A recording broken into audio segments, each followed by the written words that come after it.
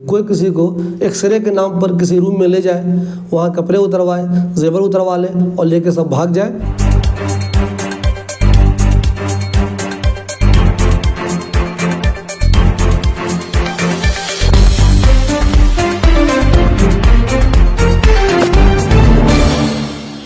दोस्तों, आप सब जानते हैं कि आए दिन कहीं ना कहीं किसी के साथ ठगी होती रहती है।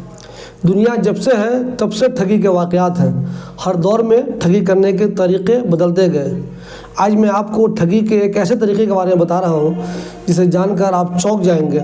आप ये सोचकर हैरान हो जाएंगे कि ऐसा भी होता है। शाहीनबाग में रहने वाली दो औरतों के साथ ये मामला पेश आया है। उन दोनों औरतों को मैं जानता हूँ, लेकिन वो मुझे इंटरव्यू देने के लिए तैयार नहीं है। उन्होंने कहा कि मैं नहीं बोल पाऊँगी कैमरे पे, इसलिए मेरा इंटरव्यू मत कीजिए। बस मैं इतना बता दे रही हूँ कि उस दिन एग्जैक्ट हमारे साथ ये ठगी हुई तो कैसे हुई। शाहीनबाग में रहने वाली एक औरत अपनी माँ को आँख दिखाने के लिए गुरु नानक अस्पताल ले गई। जी हाँ, उसे आँख में दिक्कत थी तो वो उसे ले गई गुरु नानक हॉस्पिटल। उसकी माँ ज़ईफ़ है। उस औरत की उम्र भी ज़्यादा है, लेकिन वो ज़ईफ़ नहीं है। माँ को उसे दिखाना था। वहाँ डॉक्टर ने उसे कहा कि आपको शुगर भी है, यानी कि डायबिटीज़ भी है, जैसा कि उस औरत ने मुझे बताया है। दोनों ही औरतें बिल्कुल ही पढ़ी लिखी नहीं है, तो हो सकता है कुछ बातें वो सही से नहीं बता पा रही हों। उस लेडी ने मुझे बताया कि गुरु नानक में ये बताया गया कि इनको डायबिटीज़ है, इसलिए आप इनको इरविन हॉस्पिटल में दिखा लीजिए। तो वो लेडी अपनी माँ को 2 दिन इरविन हॉस्पिटल ले गई। वहाँ उसने डॉक्टर को दिखाया, डॉक्टर ने देखा भी और दवाएं भी दी। वो तीसरे दिन फिर एक ज़रूरत के तहत डॉक्टर के पास गई। वो डेट तय थी।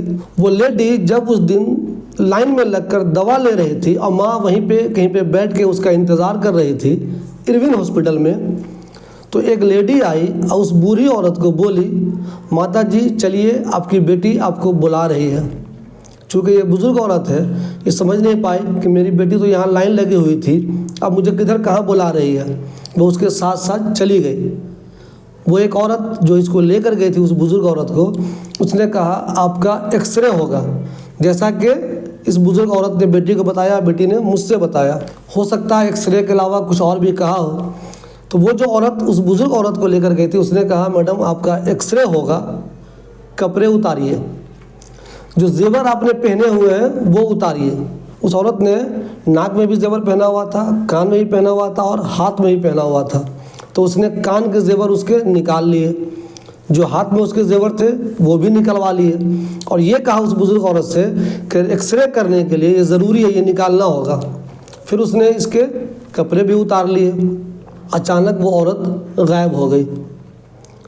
जब इस बुज़ुर्ग को ये लगा कि ना तो मेरा कोई एक्सरे हो रहा है, ना ही कोई दूसरा इलाज हो रहा है, फिर जिस औरत ने हमसे ये जेवर उतरवाए थे या जो कपड़ा उतरवाया था वो आखिर कहाँ चली गई।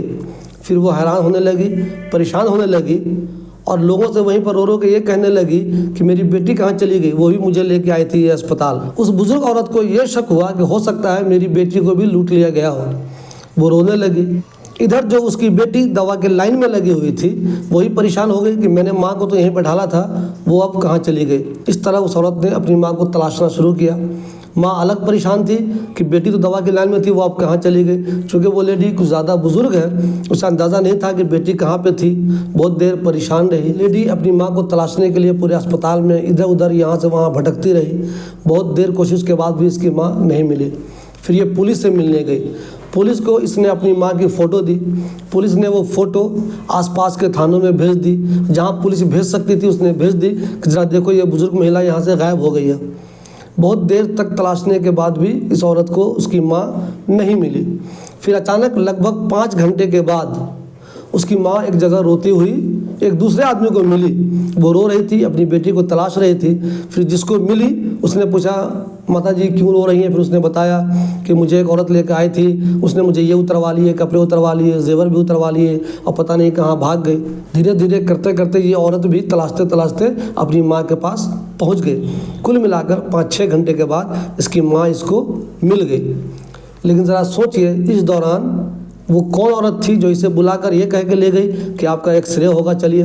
उसने इनके जेवर भी उतरवा लिए, कपड़े भी उतरवा लिए, जो जैकेट या स्वेटर जो भी चीज़ पहने हुई थी वो भी लेकर भाग गई वो औरत। ताज्जुब की बात यह है कि उस अस्पताल में तो CCTV होगा, फिर भी नहीं मालूम चला कि वो औरत आखिर थी कौन जो इसको ले गई और कहाँ ले गई, किस कमरे में ले जाकर उसने इसके जेवर उतरवा लिए।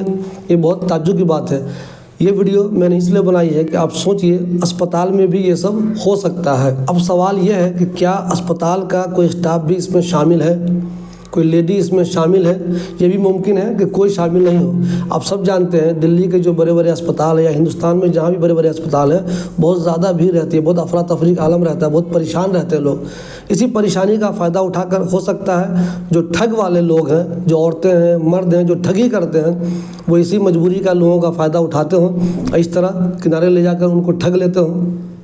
तो आप भी होशियार रहिए और ध्यान रखिए। सोचिए ठगी ऐसे भी हो जाती है, कोई किसी को एक्सरे के नाम पर किसी रूम में ले जाए, वहाँ कपड़े उतरवाए, जेवर उतरवा ले और लेके सब भाग जाए और फिर आपको बेयारो मददगार वहाँ पे छोड़ दे।